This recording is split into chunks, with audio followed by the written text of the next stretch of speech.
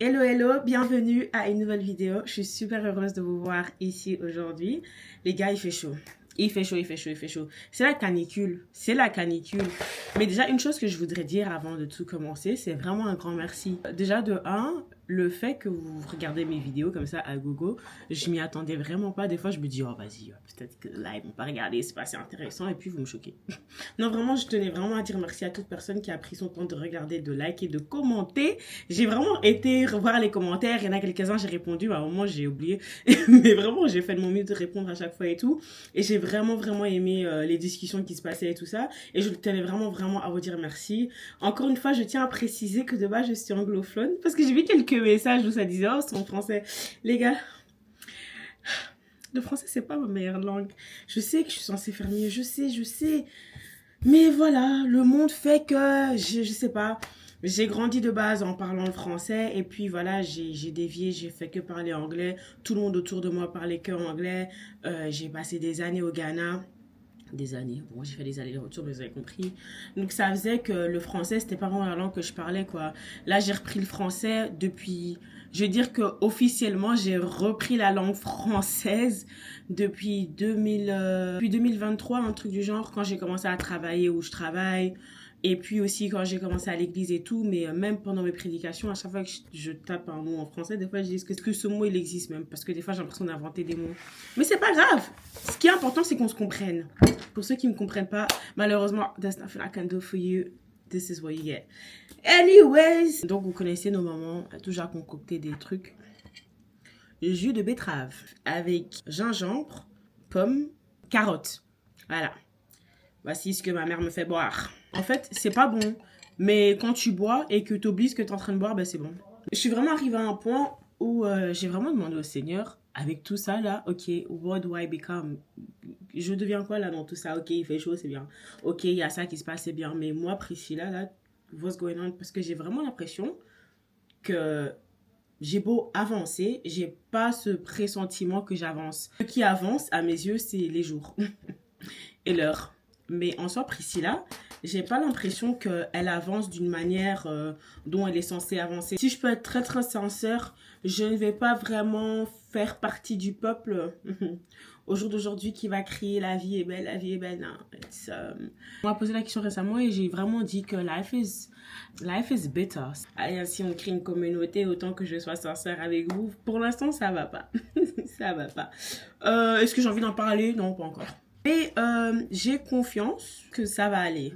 Mais là, maintenant, là, le jour d'aujourd'hui, là, non. Ça fait comme un petit moment, ça fait un petit moment.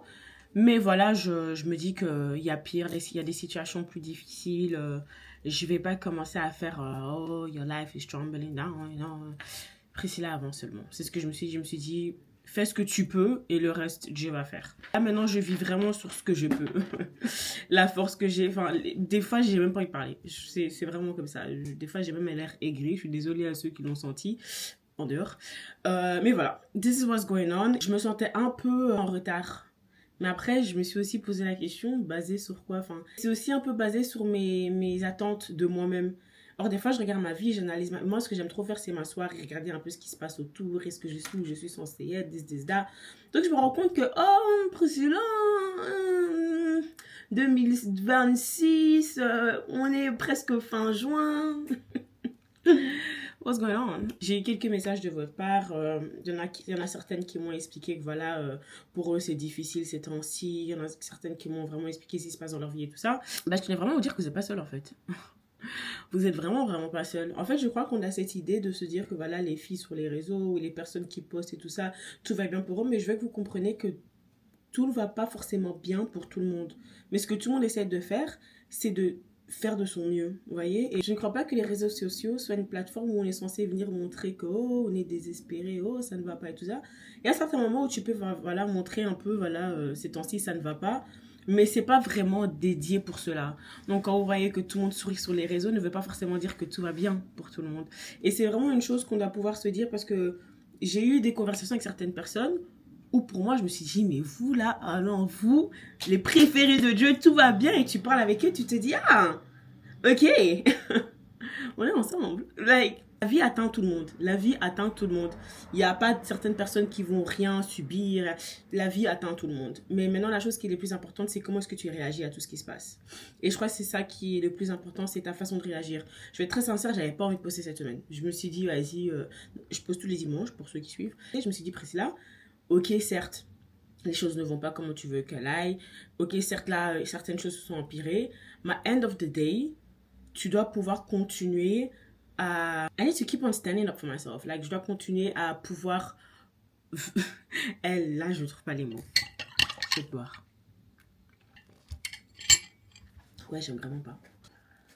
En fait, là, je me suis dit, Priscilla, peu importe ce qui se passe dans ta vie, tu dois pouvoir continuer à être consistent. Là, c'est pas forcément parce que j'ai envie de poster, mais c'est aussi pour moi, pour me prouver à moi-même que Priscilla, peu importe ce qui se passe dans ta vie, tu es toujours capable de... Tu peux toujours accomplir certaines choses. Certes, tu n'es pas dans la situation dont tu voulais être, tu peux toujours atteindre certaines choses. Et c'est une compréhension que je me suis dit qu'en fait, peut-être qu'on devrait vraiment se partager cela. Que certes, la vie peut être difficile, mais cela ne veut pas dire qu'on doit s'arrêter et ne plus vouloir avancer et tout ça. Parce que vraiment, je me suis dit, vas-y, je vais me mettre dans un petit mood de dépression et tout ça, mais à quoi bon? Qu'est-ce que ça... En fait, qu'est-ce que ça va... Et je me suis vraiment posé la question, qu'est-ce que ça va arranger? Parce que de un, ça va me ralentir de fou malade. Et puis aussi, moi, mentalement, comment est-ce que ça va m'aider à savoir que moi, je suis une grosse overthinker, je pense trop et tout ça. Si maintenant, je me dis que vas-y, je vais vraiment aller dans un mood et je vais vraiment commencer à réfléchir tous les jours, ça va pas aller. Ça ne va pas aller. Je me suis rendu compte que voilà, en faisant tout ça, c'était comme si je disais à Dieu, voilà, je te fais pas confiance.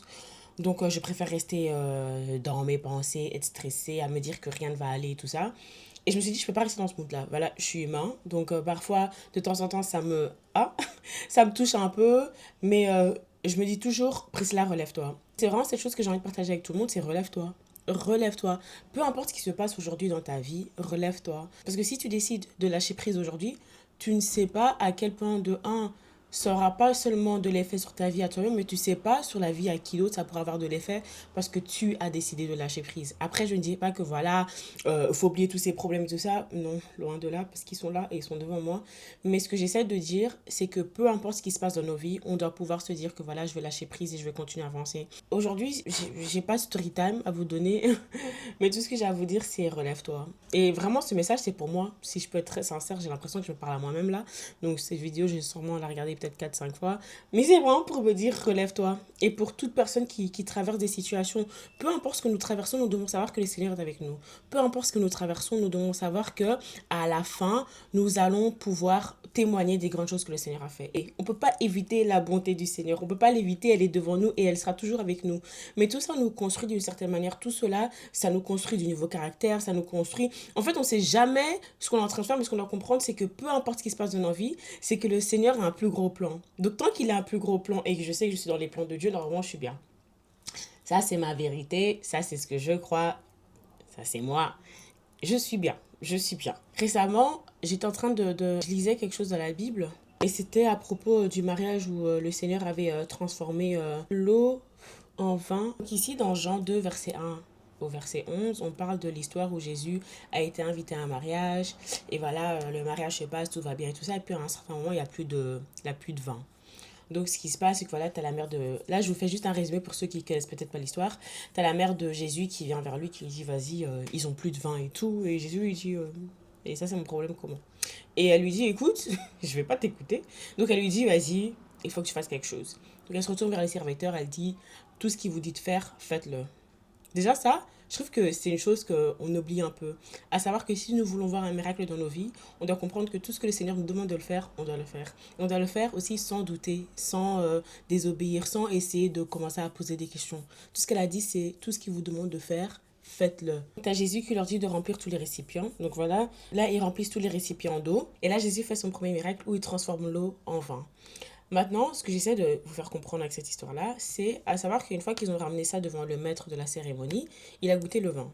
Et il a appelé l'homme qui se marie, il a dit, écoute, tout le monde donne les bonnes choses au début et il garde les mauvais vins pour la fin. Donc en soi, C'est comme si tu as une grande fête et tout ça, et ce que tu vas faire, c'est que tu vas donner les boissons de bonne qualité, les jus de bonne qualité, les alcools de bonne qualité au début. Une fois que tu vois que tout le monde a atteint un niveau où ils vont peut-être pas goûter le fait que ça, c'est plus aussi bon, là, tu leur donnes ce qui t'a pas coûté cher, là, les sous-marques, là. Là, ce que j'ai compris par cette histoire aussi, c'est le fait que même si à l'instant, tu as l'impression que maintenant tu n'as plus rien à démontrer, que là tout est perdu, tu dois savoir qu'une fois quand Jésus rentre dans ta situation, une fois que tu commences à vraiment y croire, une fois que tu commences à vraiment le suivre, une fois que tu commences à faire les choses qu'il te demande de faire, c'est là que tu te rends compte que ce que tu t'es dit qui ne servait à rien, ou peut-être ce qui t'est dit que voilà, cette chose-là n'a pas de valeur, Jésus peut vraiment transformer cela et en donner de la valeur. Par exemple, moi, ma page YouTube, pour moi, elle n'avait plus aucune valeur. Parce que la dernière fois que j'avais posté sur YouTube, c'était il y avait des années.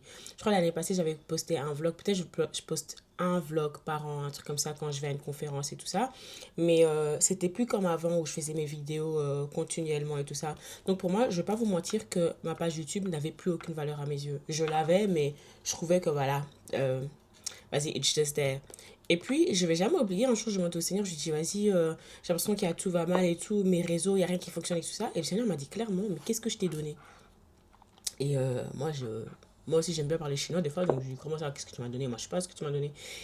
Et il m'a clairement dit, tes réseaux, tu n'utilises pas tout. Tu n'utilises pas toutes tes plateformes. Et là, j'avais rien à dire parce que je savais que c'était YouTube. Parce que là, et le nombre de fois qu'on m'a dit reviens sur YouTube, reviens sur YouTube, reviens sur YouTube. Pour moi, je me disais que j'ai clairement déjà aucun business à faire sur YouTube. Parce que qui quitte comme ça et qui revient comme ça. Et puis, en plus de tout cela, j'ai aussi rien à raconter. C'est ce que j'ai cru. J'ai aussi rien à raconter. Et là, je me suis rendu compte qu'une fois que j'ai invité Jésus dans ma situation, j'ai dit, vas-y, si tu veux que je fasse ça, pas de souci, mais il faut que tu en fasses partie. J'ai invité Jésus dans ma situation, j'ai laissé Jésus faire. Et là, je ne dois même pas parler que vous-même, vous voyez un peu les fruits que ça donne. Je fais par exemple, enfin, à aucun moment est-ce que je posais des vidéos et qu'il y avait des gens qui étaient en train de commenter ou interact, qui parlaient entre eux. Moi, perso, sur ma page, je n'avais jamais vu.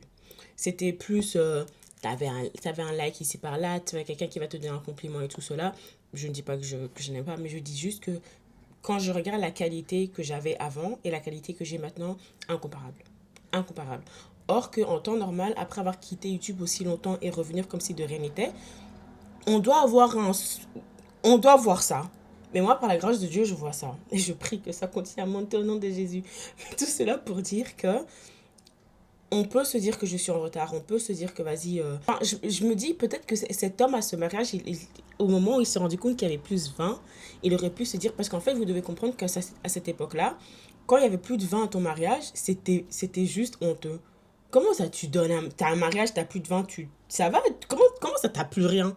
T'as plus rien à nous offrir? Et des fois, on a l'impression qu'on n'a plus rien à offrir au monde, on n'a plus rien à donner, mais on se rend pas compte qu'en fait, on a toujours la chose qu'il nous faut, mais on ne sait pas comment l'utiliser. Et la plupart du temps, on se dit que ce qu'on a, c'est tellement petit. Donc tu vas te rendre compte qu'une fois que le Seigneur travaille dans ta vie, c'est plus par rapport à toi, mais là, c'est comme ça. C'est genre, it spreads. C'est pour tout le monde. Tout le monde va profiter de la bonté de Dieu dans ta vie.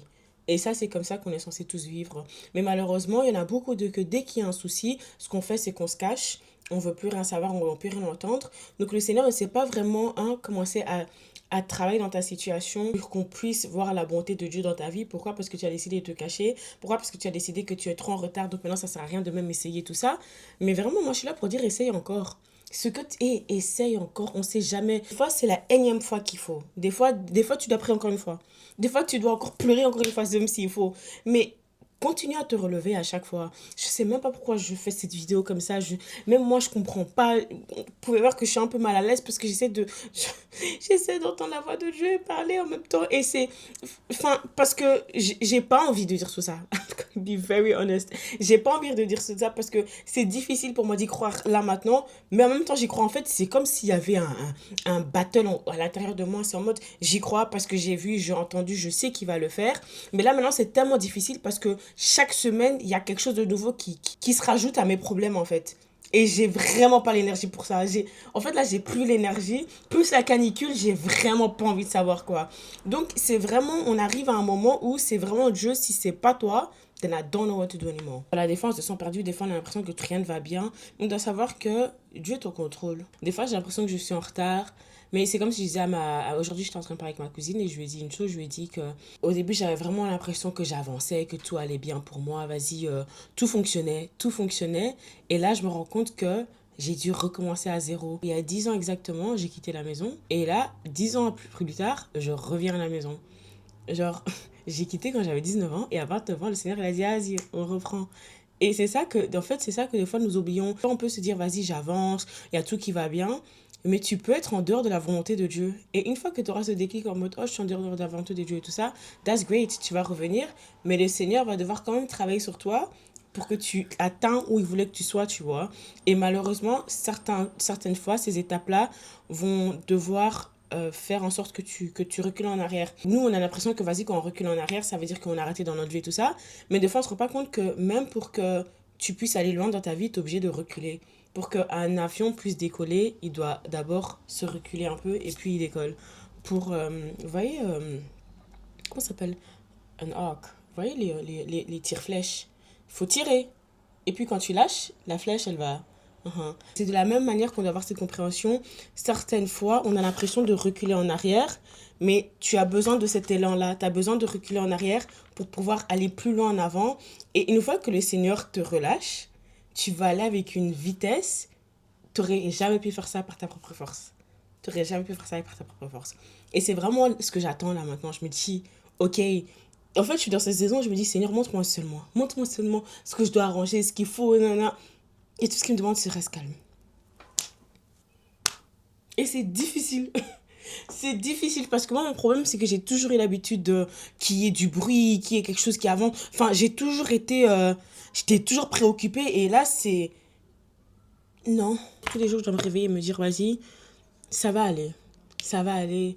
Ne laisse pas tomber, ne lâche pas prise. Vas-y, Dieu est toujours avec toi. Et je sais qu'il est toujours avec moi, je le doute même pas. Parce qu'il me le montre par mes rêves, par les choses que je vois. Donc, je sais que le Seigneur est toujours avec moi. Donc, je sais que cette saison-là, je dois la traverser. Mais vous voyez, quand on vous dit quoi, vas-y, continue à pousser, t'arrives à la fin de ton tunnel. Mon tunnel, il est tellement long, on dirait l'Eurostar. Mon tunnel, il est tellement long, là, j'ai pris un deuxième tunnel sans faire exprès. Mon tunnel, il est tellement long. Je suis désolée, je peux continuer comme ça très longtemps, donc je vais m'arrêter. Mais mon tunnel, il est grave long. Genre, je vois pas le bout. C'est sombre, je vois pas le bout. Mais je sais que je suis pas seule dans le tunnel. C'est ça qui me donne la joie de vivre. C'est que je ne suis pas seule dans ce tunnel-là. Le Seigneur a vraiment passé de bonnes personnes de ma vie. Et aussi, il est là avec moi, tu vois. Donc, en soi, je sais que le chemin a l'air long, mais je vais arriver au bout de ce tunnel-là. Et quand je sors de ce tunnel-là, there will be signs. Il y aura des signes. Je sais qu'il y a une parole pour quelqu'un ici, c'est ne lâche pas prise et relève-toi. Et très vite, ma soeur. Relève-toi. Je sais pas pour qui c'est ce message, je fais qu'entendre relève-toi. Ce que tu croyais qui allait te détruire, c'est ce qui va te rendre plus fort. Dans le livre de Romains 8, verset 18, comparons les souffrances d'aujourd'hui avec la gloire que Dieu nous montrera clairement plus tard. D'autres traductions en anglais, vraiment pour moi c'est plus facile de lire en anglais. I consider that our present sufferings are not worth comparing with the glory that will be revealed in us. Si je traduis ça mot pour mot, c'est vraiment pour dire que je considère que la souffrance que nous avons maintenant ne vaut même pas d'être comparée avec la gloire qui sera révélée en nous. Ce qu'on traverse aujourd'hui, rien à comparer à ce qui va être révélé en nous. Rien à être comparé. Et ton mindset sur ce que le Seigneur a déjà promis et tu verras que beaucoup de choses vont changer. C'est comme la dernière fois quand j'ai donné le verset de Habakkuk 2, verset 3, où la Bible disait que les choses que je te fais voir arriveront, mais seulement au moment fixé. Elles vont bientôt se réaliser et ce n'est pas un mensonge. Attends avec confiance, même si c'est long.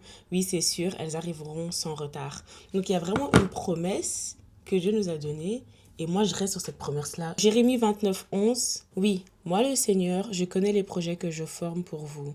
Je le déclare, ce ne sont pas des projets de malheur, mais des projets de bonheur. Je veux vous donner un avenir plein d'espérance. Donc imagine, le Seigneur dit ça sur ta vie. Et certes, il y a des problèmes qui viennent devant toi et tu te dis, vas-y, oublions tout ce qu'il a dit, les problèmes, ils sont là, vas-y. C'est-à-dire que le Seigneur m'a oublié. Non. Tant que mon Père, il a dit qu'il a des projets de bonheur pour moi, je ne quitte pas, je n'arrête pas, je n'abandonne pas sans voir ces projets de bonheur. Parce que là, c'est pas des projets de bonheur que je vois là. Donc, tant que je ne vois pas ces projets de bonheur, ça veut dire que je suis toujours en attente. Et maintenant que je suis en attente, je veux continuer à attendre. Je ne vais pas baisser les bras parce que je n'ai pas encore vu cette promesse-là. Cela veut dire qu'elle arrive. Et quand le Seigneur, il a dit, même si ça prend du temps, elles arriveront, ça arrive. Et quand ça sera mon tour, comme j'ai dit, il y aura des signes. Je vais vraiment pas me gêner par contre. Pour l'instant, j'espère vraiment que cette vidéo pourra toucher et atteindre les personnes qu'elles sont censées toucher et atteindre. Cette vidéo-ci n'est pas vraiment pour tout le monde. Je ne crois pas que c'est une vidéo qui soit pour tout le monde. Mais je sais que c'est une vidéo qui est vraiment pour certaines personnes qui se disent que voilà, là maintenant, je vais lâcher prise. Là maintenant, il n'y a rien qui avance et tout ça. Sache que tout va changer pour toi. Parce que le Seigneur a vraiment des projets de bonheur pour nous. Et ça, c'est une promesse qu'il nous a donnée. Et si c'est une chose qu'il va faire jusqu'au bout, c'est tenir ses promesses. Parce que ce n'est pas un homme qui peut mentir, et heureusement. Parce que les hommes, là, je ne peux pas commencer. Je ne peux pas commencer. Mais voilà, portez-vous bien. Je vous aime et on se voit à la prochaine. Bye.